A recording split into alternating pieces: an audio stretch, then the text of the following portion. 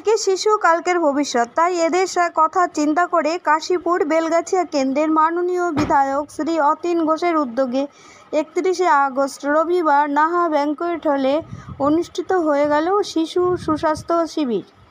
এখানে 6 মাস থেকে 12 বছর পর্যন্ত শিশুদের যে নানান রকম রোগ দেখা যায় তার জন্য স্বাস্থ্য শিবিরের আয়োজন করা হয়।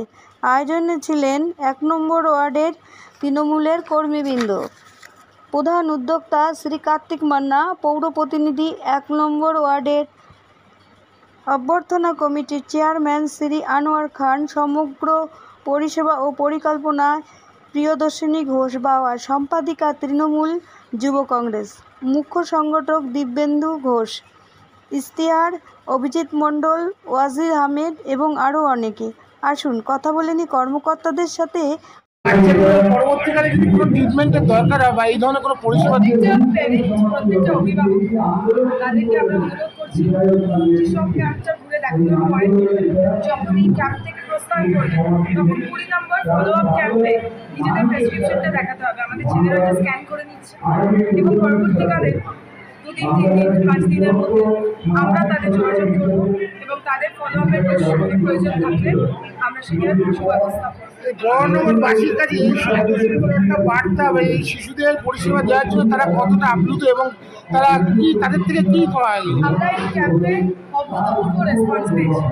কাশীপুর সংলগ্ন এলাকা, এখানে দারিদ্র সীমার একদম নিচে এমন বহু মানুষ আছে যারা এখানে থাকে, জনবহুল এবং গলিতে বস্তিতে অনেক পিছিয়ে পড়া দুস্থ পরিবার। তো এদের ঘরে এদের বাচ্চাদের কাছে আমাদের পরিষেবা পৌঁছে দেওয়া আমরা আপাতত চেষ্টা করে বছরে একবার পাচ্ছি, কিন্তু এটা আমরা বছরে বারবার করতে পারি। এরপরে আমাদের 6 মাসে একবার, 3 মাসে একবার করে, তারপরে এলাকা ভিত্তিক ধরে ধরে করা। এত বড় ক্যাম্প, এত পৌঁছাতে কিছু দরকার নেই, শুধু পরিষেবাটা পৌঁছে দেবেন। এই পরিকল্পনা সব আছে কেন?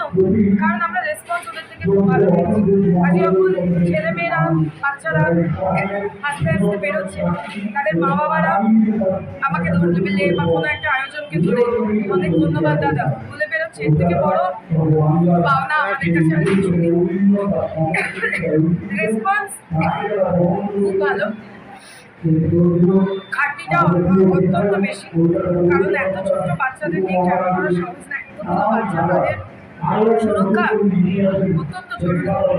দেখতেই পাচ্ছেন গলা ধরে গেছে। শুধু বলবো আপনাদের মাধ্যমে বার্তা পৌঁছে দিতে চাই যে এরা ভালো কাজ যা যদি সমাজে হয় তাহলে দেখবেন সমাজের অনেক পীড়া, অনেক দুঃখ কষ্ট আমরা কিন্তু করতে সক্ষম। ভৌগোলিক অবস্থান কলকাতার বিবর্তন নিয়ে একটা অতি সুন্দর সংক্ষিপ্ত বর্ণনা রাখছিলেন। আমি তার হাতে মাইক তুলে দিচ্ছি আরো কিছুক্ষণ তার বক্তব্য রাখার জন্য। প্রিয় সঞ্চালক, ডাক্তার খুব কম, সেই জন্য এই ধরনের ক্যাম্পের প্রয়োজনীয়তা আছে। 6 মাস থেকে 12 বছরের বাচ্চাদের তাদের জন্য আমরা ক্যাম্পে অ্যারেঞ্জ করছি। এখানে সব রকম স্বাস্থ্য পরীক্ষার ব্যবস্থা আছে। শুধু পরীক্ষা নয়, আজকে পরীক্ষা হয়ে শেষ হয়ে যায় না। স্বাস্থ্য পরীক্ষাটা এটা পরীক্ষা হওয়ার পর তার ফলো আপ অ্যাকশন, অর্থাৎ বাচ্চাটার পরবর্তীকালে যে চিকিৎসা প্রয়োজন হবে তাতেও আমরা সারা বছর সহযোগিতা করি। ইতিমধ্যেই প্রায় 1000 বাচ্চা বেরিয়ে গেছে, এখনও চলছে দেখা। সকাল 9:30টায় ক্যাম্প শুরু হয়েছে।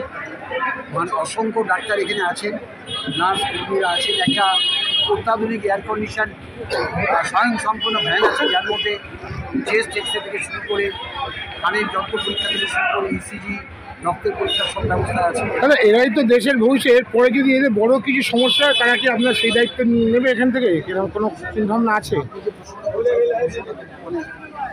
খুব ভারী প্রশ্ন। মানে দায়িত্ব মানে কি? মানে ফলো আপ অ্যাকশন। সেটাই অ্যাকশন করতে গেলে যেখানে চিকিৎসার সুবিধা পাওয়া যাবে সেটাই আর কি বলছি। আমাদের যারা যে সমস্ত এনজিও এখানে চিকিৎসাতে যুক্ত আছেন তাদের সাথে প্রত্যেকটা গভর্নমেন্ট হসপিটাল, বড় বড় প্রাইভেট হসপিটাল টাই আপ আছে। আচ্ছা, তো সেখানে আমরা তাদের সহযোগিতা। Thank you.